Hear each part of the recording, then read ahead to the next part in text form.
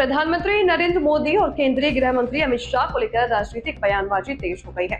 विपक्ष की ओर से बीजेपी की मौजूदा राजनीति और नेतृत्व को लेकर लगातार सवाल उठाए जा रहे हैं। इसी क्रम में एक बयान में दावा किया गया कि मोदी और शाह भले ही भविष्य में सत्ता और राजनीति से दूर हो जाएं, लेकिन उनके नेतृत्व में बीजेपी की दिशा और संगठन पर बड़ा असर पड़ सकता है। बयान में बीजेपी की नीतियों, सरकार के कामकाज और पार्टी के नेतृत्व को लेकर भी सवाल उठाए गए हैं। हालांकि ये राजनीतिक बयान है और इसे संबंधित नेता के दावे के रूप में ही देखा जाना चाहिए। बीजेपी की ओर से ऐसे बयानों पर अलग अलग मौकों पर अपनी प्रतिक्रिया दी जाती है। फिलहाल राजनीतिक बहस के बीच ये बयान चर्चा में है और आने वाले समय में इन दोनों पक्षों की प्रतिक्रियाएं सामने आ सकती हैं। नमस्कार दोस्तों, मैं मनमोहन मिश्र। पहली बात तो बीजेपी के 3 टुकड़े होंगे अब, और ये बहुत जल्द होगा। बहुत जल्द मतलब बहुत जल्द, यानी हो रहा है, ये मानकर चलिए। दूसरी बात, मेरे दोस्त शाह और मोदी दोनों भारत छोड़ सकते हैं। ये मेरा सवाल भी है, ये मेरा जवाब भी है, और एक अध्ययन का विषय भी है, क्योंकि परिस्थितियां कुछ ऐसी ही बन रही हैं और ये लोग कुछ ऐसे ही हैं। जब भी कानून का सामना करना पड़ता है, गलतियों को भुगतने की बारी आती है, गलतियां सामने कानून के रूप में खड़ी हो जाती हैं, तब ये देश छोड़ देते हैं। देश की राष्ट्रीयता पर लात मार करके देश छोड़कर भाग जाते हैं। इनका यही है डीएनए। बताने की जरूरत नहीं, आप खुद समझते हैं, खुद जानते हैं। अगर आप देखेंगे कि भारत लूटकर और छोड़कर भागने वाले जितने भी हैं, उनमें से 80% इनका ही डीएनए है, तो आप अंदाजा लगा सकते हैं कि यह भी संभव है। मोदी और शाह भारत छोड़ सकते हैं। परिस्थितियां कुछ इस बारे में भी ऐसी ही बन रही हैं, और ये दोनों परिस्थितियां, दोनों बातें आपस में समग्र हैं, माने एकीकृत हैं। इन दो एक दूसरे के पूरक हैं, एक दूसरे के लिए कारण हैं, ये आप कह सकते हैं मेरे दोस्त। तो बीजेपी के 3 टुकड़े कैसे होंगे, पहले ये समझिए। एक तो आरएसएस लेड बीजेपी, जितनी आरएसएस ने जितनी इंसर्टिंग की है, ओरिजिनल बीजेपी जो पहले थी, उसमें आरएसएस ने जितनी इंसर्टिंग की है, जितने लोगों को इंसर्ट करवाया है, इन करवाया है, या मतलब घुसाया है, या आरएसएस के जितने लोग घुसपैठ किए हैं बीजेपी, वैसे तो बीजेपी आरएसएस की ही है, लेकिन सिर्फ आरएसएस की नहीं, पूरे देश की है। आरएसएस का समर्थन न रखने वाले, आरएसएस को समर्थन न देने वाले, आरएसएस को न मानने वाले भी बीजेपी में हैं। और बीजेपी शुरू में आरएसएस के चंगुल में नहीं थी, वैसे आरएसएस नहीं बनाया, लेकिन अब ये आप नहीं कह सकते कि बीजेपी के सारे नेता, सारे के सारे कार्यकर्ता सबके सब चड्डी पहनते हैं, सबके सब चड्डी गैंग के से जुड़े हुए हैं, ऐसा नहीं है। इसके कुछ उदाहरण आगे मैं आपको दूंगा। तो बीजेपी के 3 टुकड़े होंगे। एक आरएसएस लेड बीजेपी, आरएसएस के द्वारा जो बीजेपी में लाए गए हैं, वो किसी भी कीमत पे कुछ लोगों को स्वीकार करने के लिए तैयार नहीं है, इसलिए वो अपना अलग गुट चाहते हैं। गुजरात लॉबी गुट बीजेपी, गुजरात लॉबी किसी को भी भाव नहीं देती। आज बीजेपी पर वर्चस्व गुजरात लॉबी का है। आरएसएस लेड बीजेपी भी कसमकस कर रही है, कसमसा रही है, छटपटा रही है, बाहर निकलने की कोशिश कर रही है।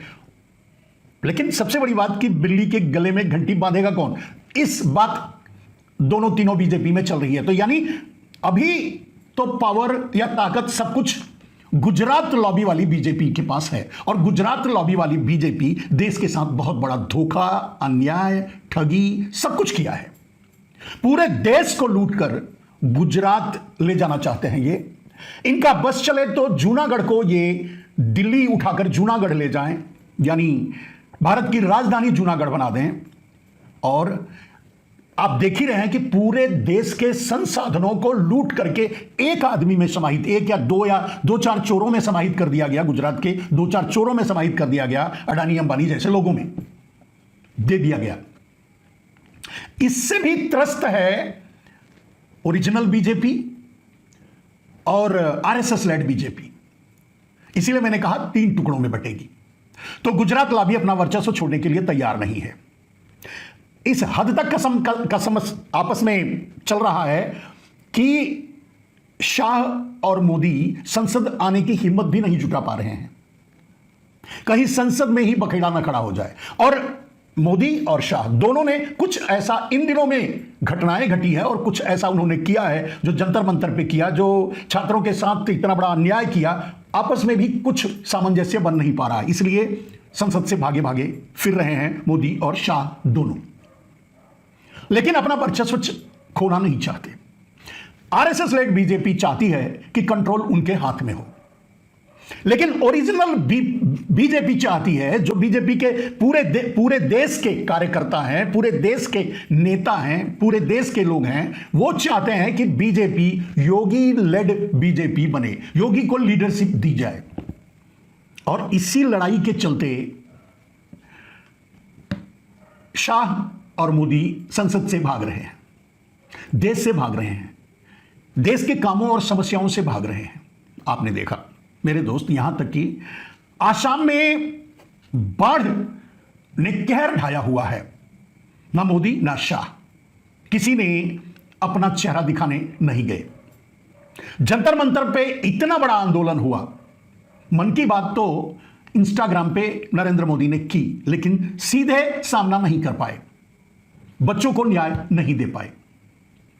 एक उनकी मांग थी धर्मेंद्र प्रधान के इस्तीफे की, किसी तरह वो कर दिए, बाकी सब मन की बात में झूठ से काम चलाने की कोशिश की है।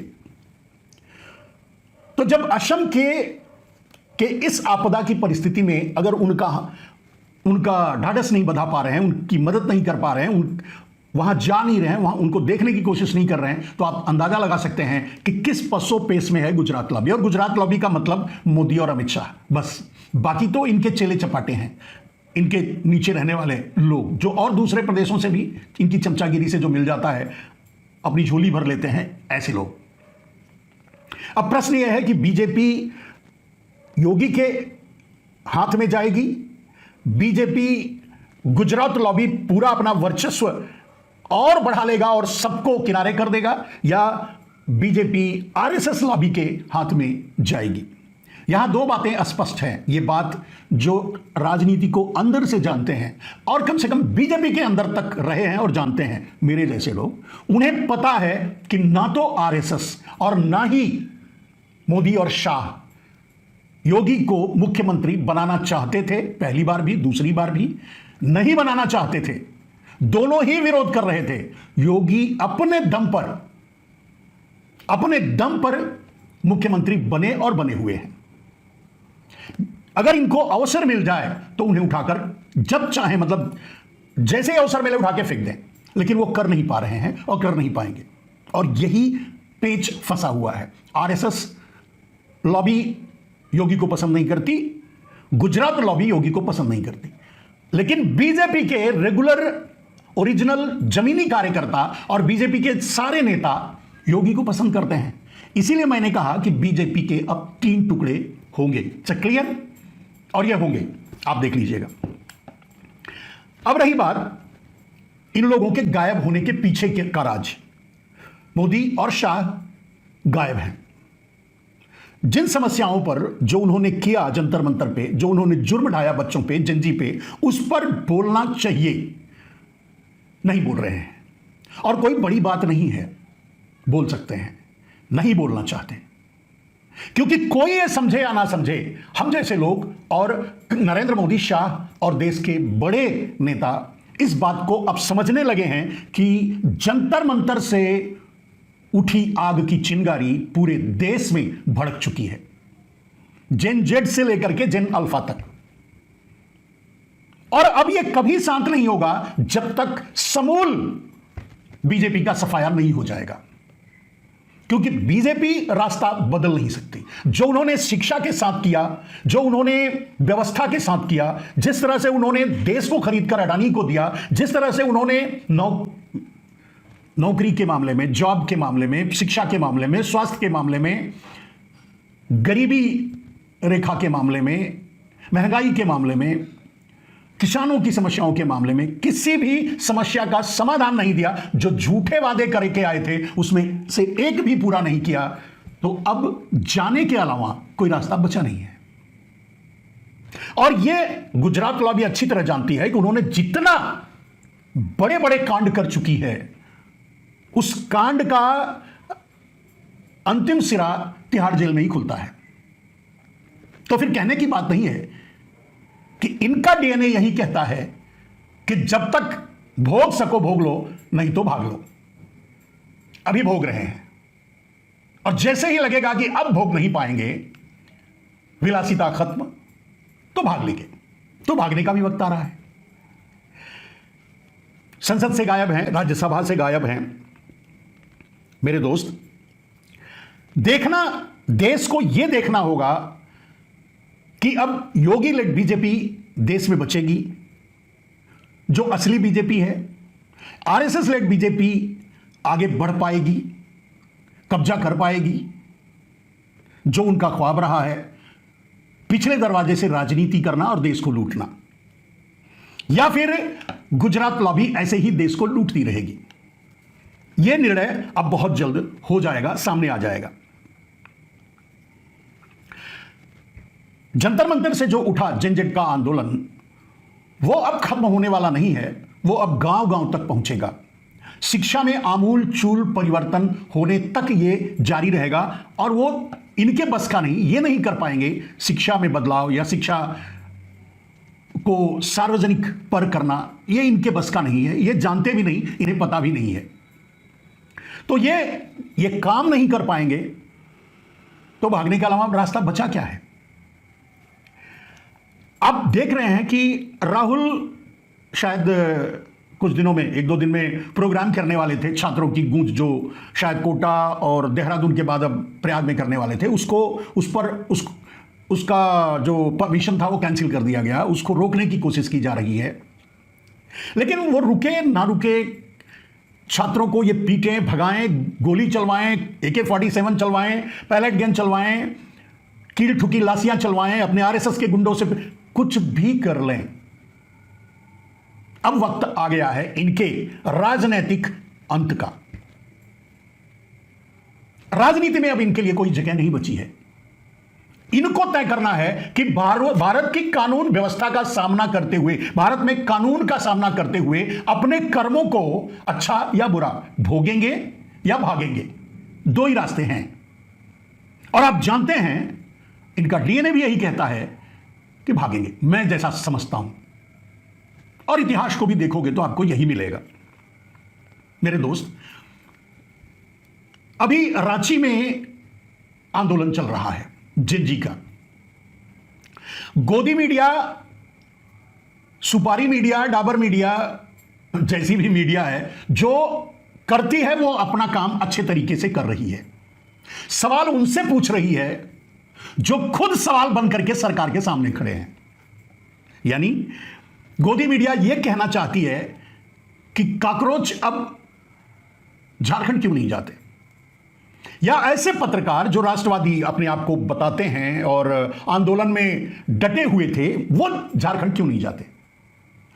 तो गोदी मीडिया के जवाब में झारखंड, मेरे ख्याल से ज्यादातर पत्रकार जो राष्ट्रवादी हैं, जिन पर भरोसा किया जा सकता है, जिन पर इस देश के सूचना तंत्र की जिम्मेदारी है, जो लोकतंत्र का खंभा बने हुए हैं, टूटे। एक तो खंभा, जो असली लोकतंत्र का खंभा जो था मीडिया, वो तो खत्म हो गया। लेकिन लोकतंत्र को संभालने के लिए जो खंभे की तरह खड़े हैं, वो झारखंड पहुंच चुके हैं। इसलिए हम जैसे लोगों को वहां से भी सूचनाएं मिल रही हैं। नरेंद्र मोदी और अमित शाह दोनों गायब हैं। नरेंद्र मोदी और अमित शाह दोनों संसद नहीं आ रहे हैं, जवाब नहीं दे रहे हैं, क्योंकि उनके पास जवाब नहीं है। क्योंकि वो सिर्फ ये नहीं कि जो हुआ, जो जंतर मंतर पे हुआ, उसकी जवाबदेही करने तक बात नहीं है। आगे ऐसा कुछ ना हो या शिक्षा व्यवस्था सुधरे, इस तरह का कोई प्लान गुजरात लॉबी के दिमाग में, मन में नहीं है, और वो कर भी नहीं सकते। वो तो देश को अनपढ़ गंवारों, मजदूरों की फैक्ट्री बनाना चाहते थे। गुजरात को इंडस्ट्रियल हब, सारे देश का इंफ्रास्ट्रक्चर लूट करके गुजरात देना चाहते थे। ब्लैक मनी सारा का सारा गुजरात धकेल चुके हैं, अडानी अंबानी को पाट चुके हैं। तो चाहते हैं कि कुछ चोर गुजरातियों की गुलामी पूरा भारत करे। कुछ चोर गुजरातियों की बात कर रहा हूं, सबकी नहीं। तो कुछ चोर गुजरातियों की गुलामी पूरा भारत करे और इनकी कुर्सी सुरक्षित रहे उसके बल पे, जो कि नहीं होने वाला है, जिसके अंत की शुरुआत हो चुकी है। मेरे दोस्त, आज दो बातें तय हो चुकी हैं और क्लियर है। एक, बीजेपी को अब टुकड़े टुकड़े होने से कोई नहीं बचा सकता और मोदी और शाह की राजनीति अब इस देश में नहीं चलेगी। उनके पांव उखड़ चुके हैं। कब और कैसे और कहां भागते हैं, ये वो खुद तय करेंगे।